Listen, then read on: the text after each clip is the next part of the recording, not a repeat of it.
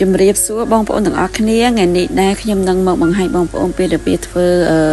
ជៀនស្អំជាមួយនឹងពងទាណាបងប្អូនហើយចំពោះការជៀនស្អំនេះដែរគឺជាមុខម្ហូបមួយដែលងាយស្រួលធ្វើហើយអស់លុយតិចទៀតណាបងប្អូនចំពោះគ្រឿងផ្សំវិញគឺកាន់តែងាយស្រួលរកទៀតបងប្អូនគឺមាននៅក្នុង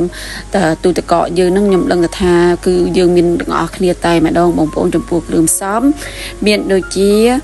ស្អំពងទា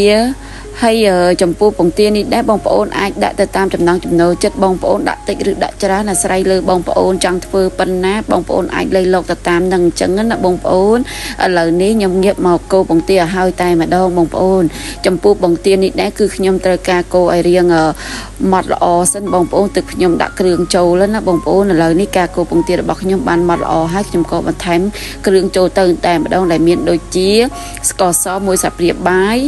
អំបិល1ចឹបប៊ីចេងហ្នឹងមកចុងសាព្រាហើយបន្ទាប់មកនេះគឺខ្ញុំបន្ថែមទៅជាមួយនឹងទឹកត្រីបងប្អូនចំពោះទឹកត្រីនេះដែរគឺខ្ញុំប្រើមួយ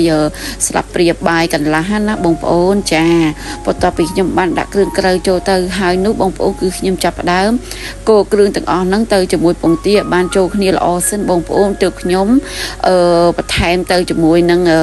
ស្អំដាក់កូរទៅជាមួយគ្នាណាបងប្អូនចាព្រោះនៅពេលដែលយើងកូរគ្រឿងលាយចូលគ្នាហើយបែបនេះនៅពេលដែលយើងដាក់ស្អំចូល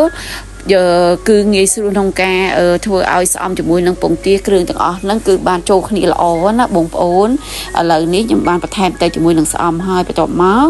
គឺខ្ញុំកូរស្អំជាមួយនឹងពងទាហ្នឹងឲ្យចូលគ្នាបានល្អសិនចាហើយចំពោះ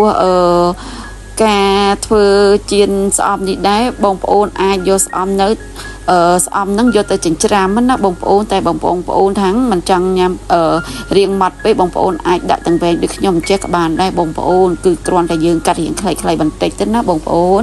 ឥឡូវនេះខ្ញុំបានកូរស្អំជាមួយនឹងពងទាហ្នឹងគឺបានរួចរាល់ហើយបន្ទាប់មកគឺខ្ញុំចាប់ផ្ដើមដាក់ខ្ទះឲ្យរៀងក្តៅបន្តិចទៅខ្ញុំ